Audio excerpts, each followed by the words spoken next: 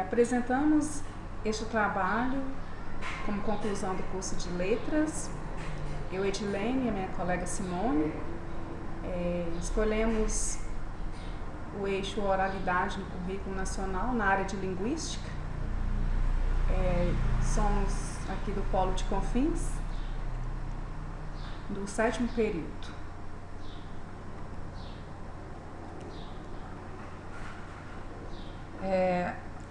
A nossa pesquisa busca uma reflexão de como que o trabalho com os gêneros orais acontecem na perspectiva dos documentos que orientam o currículo nacional, que são os PCNs e a BNC, que é a Base Nacional Comum Curricular, que está sendo construída agora em 2015.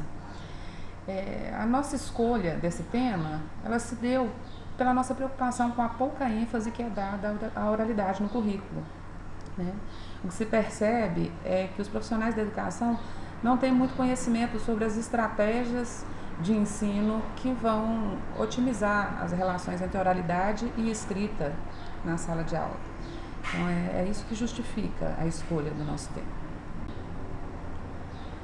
Nosso objetivo, de um modo geral, é analisar a maneira como são orientadas as práticas pedagógicas de ensino da oralidade nas escolas brasileiras, conforme já foi dito, a partir da abordagem dos 2 documentos principais que norteiam o currículo brasileiro. Como alguns dos objetivos específicos, nós temos a intenção de analisar e comparar os 2 documentos, né, os PCNs e os BNCCs.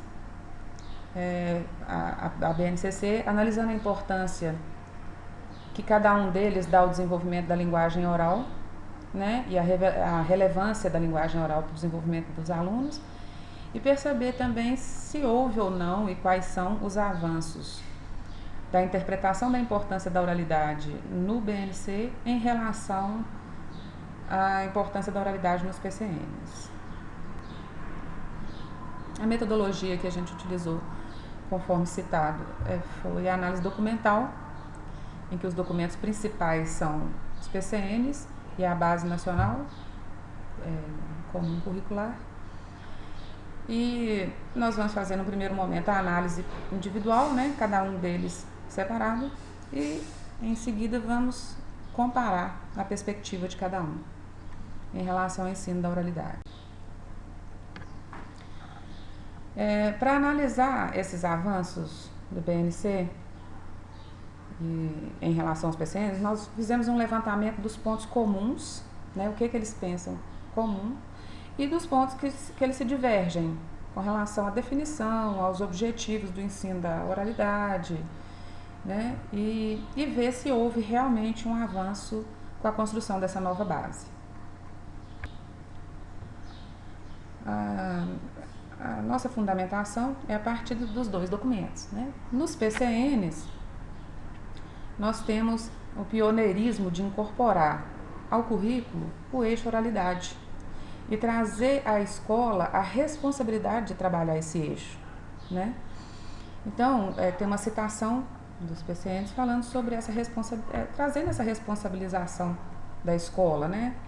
Cabe à escola ensinar o aluno a utilizar a linguagem oral no planejamento e realização de apresentações públicas, né? A aprendizagem de procedimentos apropriados de fala e de escuta em contextos públicos dificilmente ocorrerá se a escola não tomar para si a tarefa de promovê-la. Então, acredita-se aqui já nos PCNs que a escola precisa ter um envolvimento com o desenvolvimento da linguagem oral para que ela seja realizada com eficiência, né? Já a BNC, né, que o MEC chama de BNC, visa assegurar uma formação que possibilita ao estudante a capacidade de interação de linguagem em diferentes modalidades, né? Então não é só aquela questão, como coloca no PCN, de apresentação pública, mas considerando o contexto em que essa realização da linguagem oral ocorre. Então a linguagem oral vai, na verdade, materializar as práticas de linguagem e as condições de produção de linguagem em que esse educando se encontra, independente se está normatizada por uma exposição pública, como uma palestra, por exemplo, ou uma conversa informal no supermercado, uma compra, né, no dia a dia.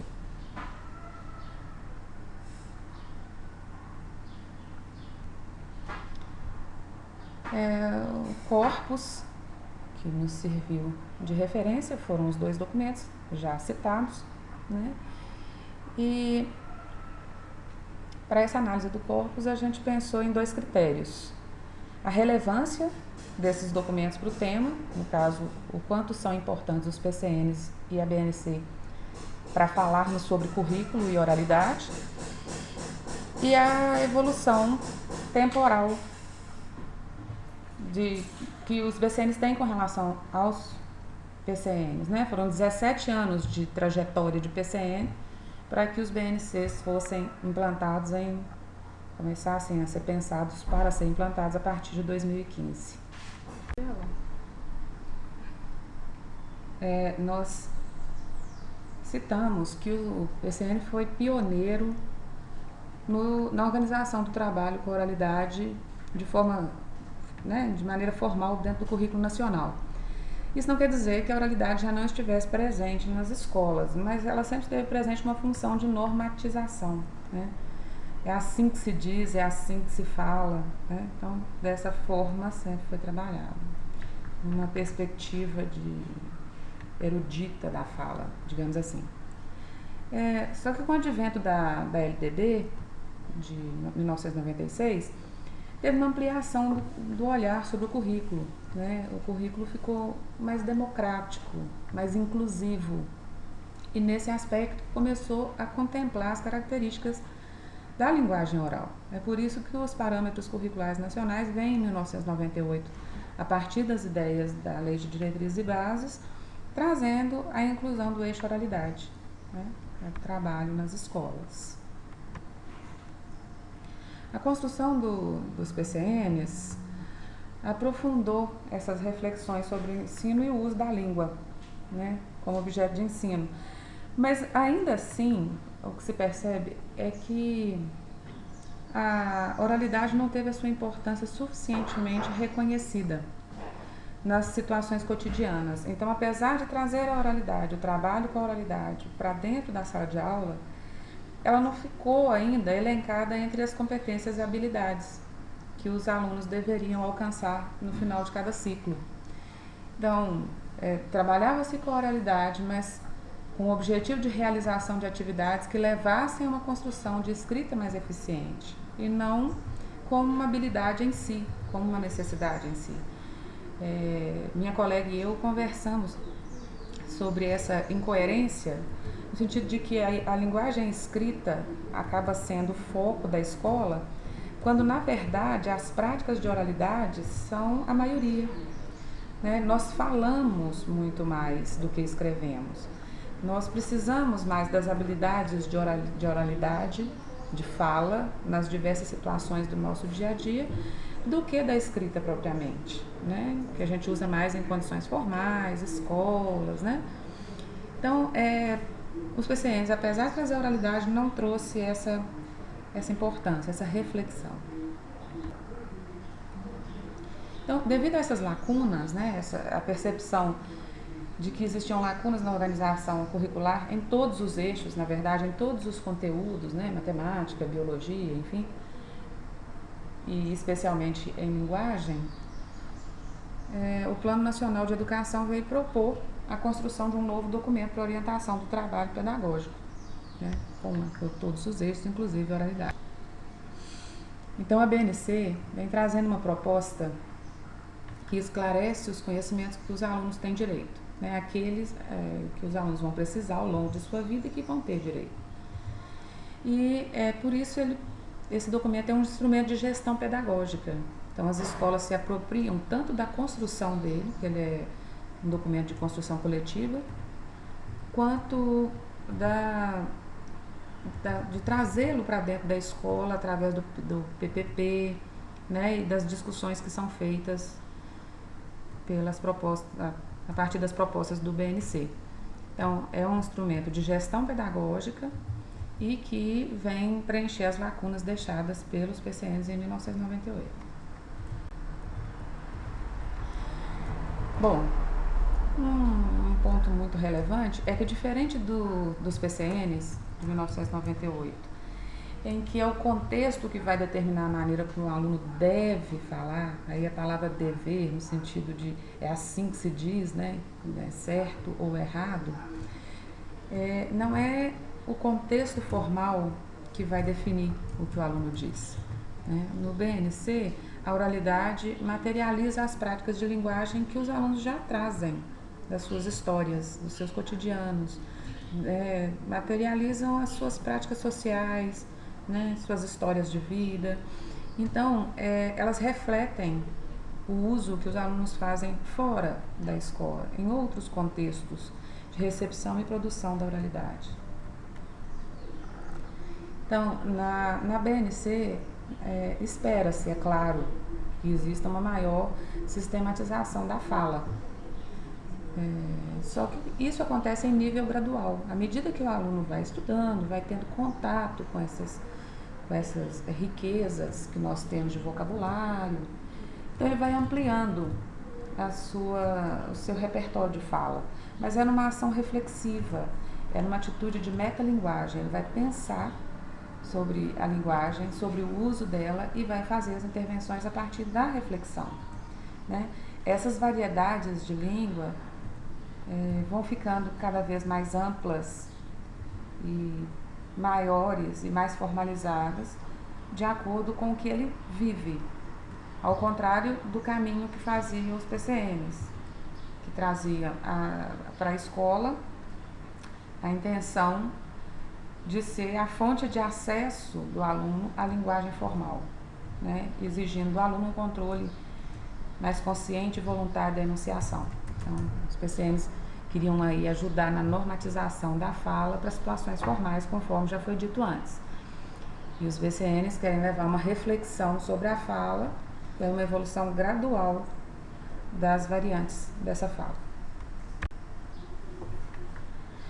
Numa perspectiva temporal, 17 anos depois dos PCNs, a BNC vem cumprir a intenção de preencher essas deficiências do ensino da oralidade. Apesar de ser um documento que ainda não é definitivo, ele ainda é preliminar, né, portanto ele é um documento que precisa de maior detalhamento das ações pedagógicas, ele vai cumprir essa intenção de democratizar as ações de fala, de materialização da linguagem. Então, a gente percebe como grandes, assim, bem evidentes as diferenças entre um e outro documento, em 3 aspectos principais. O primeiro seria o objetivo do trabalho com a linguagem, né, que eles veem o objetivo desse trabalho de maneira diferente. A segunda diferença é o papel da oralidade no currículo, que eles também interpretam de forma diferente. E por último, e talvez a maior novidade desse novo documento, é a diferença dos campos de atuação das práticas de linguagem. Então, na primeira diferença, que é com relação ao objetivo do trabalho com a oralidade, o PCN traz a necessidade do trabalho com a linguagem oral como um caminho para melhorar a aprendizagem da leitura escrita. Você consegue perceber nos PCNs claramente uma atividade de oralidade proposta, um seminário. E esse seminário seria sobre uma leitura de um livro que foi recomendado pelo professor. E para que os alunos interpretem oralmente esse livro, para que facilite depois uma atividade de interpretação escrita desse livro. E a atividade avaliada seria a atividade escrita sobre o livro, e não a oralização do que foi interpretado do livro. Então, aí nós temos no PCN as atividades com objetivos de fazer com que a linguagem oral seja um caminho para melhorar a aprendizagem de leitura e escrita. Já no BNC, esse caminho se inverte. Então, a oralidade, ela permeia todas as práticas sociais ou escolares. Então, ela deixa de ser um caminho para a aprendizagem de leitura e escrita e passa a ser um fim em si mesmo. Então, quando você ensina para o aluno gramática, concordância na construção de uma frase ou na pronúncia de uma palavra, você, na verdade, está fazendo a interação entre leitura e escrita em prol também da oralidade. Então, quanto ao papel da oralidade no currículo, nós também temos uma diferença muito marcante em relação aos PCNs e à BNC. A oralidade nos PCNs é um eixo isolado. Então, o eixo oralidade é trabalhado com dois objetivos básicos. Primeiro, de otimizar os processos de leitura e escrita através da oralidade e normatizar o uso da fala para situações formais. Então, a oralidade é um eixo com esses objetivos. Na BNC, a oralidade, assim como o restante do eixo linguagem, é um conteúdo que permeia todos os demais conteúdos. Então, a oralidade é uma forma de materialização do conhecimento independente de qual área do conhecimento seja ela, né? Então, a abrangência é bastante maior. Em relação aos campos de atuação, nos PCNs, conforme já foi dito, a linguagem e a oralidade ficam limitados à preparação para o uso em situações formais de comunicação. Na BNC, essa linguagem e a oralidade são contextualizados em vários campos de atuação, ou seja, são voltados para momentos da vida em que a linguagem, especialmente a oralidade, serão utilizados. Então, veja só, a oralidade aparece em diferentes práticas na BNC. Então, nós vamos ver em práticas da vida cotidiana, em práticas artístico-literárias, práticas político-cidadãs, nas práticas investigativas, nas práticas culturais, nas tecnologias, né, na comunicação e nas práticas do mundo de trabalho. Portanto, a prática de linguagem ela se materializa nesses campos de atuação. Portanto, é importante uma abrangência muito maior do que se considerava anteriormente a esse documento. Nesse primeiro momento da pesquisa, a gente conseguiu evidenciar, através da análise desses documentos, o papel da escola em ocupar-se da fala, né? Considerando a importância da fala, da oralidade para a vida das pessoas, né? E se os PCNs propunham atividades que tinham a oralidade como um caminho para a escrita, já a BNC traz a linguagem como caminho e como finalidade de aprendizagem. Então, a educação, de uma maneira geral, a educação escolar, ela teria ações que fariam com que o aluno chegasse a uma maturidade, a um desenvolvimento, a uma evolução na sua relação com a linguagem, de forma a falar com clareza, com espontaneidade e com um universo de variantes cada vez maior, mas no decorrer dessa escolarização. Então, quando a gente falava sobre os plurais na escola, vamos dizer, os meninos, então a gente usava a oralidade para ajudar a criança a normatizar e escrever melhor, e aí ele completaria lá na avaliação o plural de menino, ele completaria a frase colocando os meninos fizeram, os meninos falaram, né? Agora a gente tem uma inversão disso aí, no sentido de que se a gente está ensinando plurais na linguagem escrita em sala de aula e tem anotações no caderno em que transcrevemos alguma coisa do singular para o plural, é para que sejamos mais proficientes no uso dessas habilidades nas nossas situações cotidianas. E também de acordo com a reflexão que a gente faz sobre a situação cotidiana em que isso será usado. Os meninos é sempre adequado? Quando? Para quem eu estou falando os meninos? Quem está me ouvindo? Se sente confortável com essa fala? Né? Então, tudo isso são reflexões que são propostas dentro dessa nova perspectiva de trabalho. Então, numa percepção geral, nós temos que a leitura e a análise dos documentos, né, dos PCNs e do BNC, nos levaram à conclusão assim, de que os PCNs são pioneiros no trabalho com oralidade, mas é a BNC que vai preencher as lacunas existentes no trabalho com esse eixo. E o que a gente espera é que a BNC cumpra esse papel a que se propôs, elevando a qualidade do trabalho com oralidade e reconhecendo esse eixo como materialização de práticas sociais. Porque sendo um documento de construção coletiva, imagina-se que existirá um compromisso maior por parte dos educadores, coparticipantes dessa construção, na realização das propostas desse documento. Como pesquisadores, nós acreditamos que o levantamento dos dados para análise nos proporcionaram um contato maior com esses documentos que regem o currículo e nos deixaram com um olhar mais atento para a aplicação dessas orientações curriculares nas práticas docentes.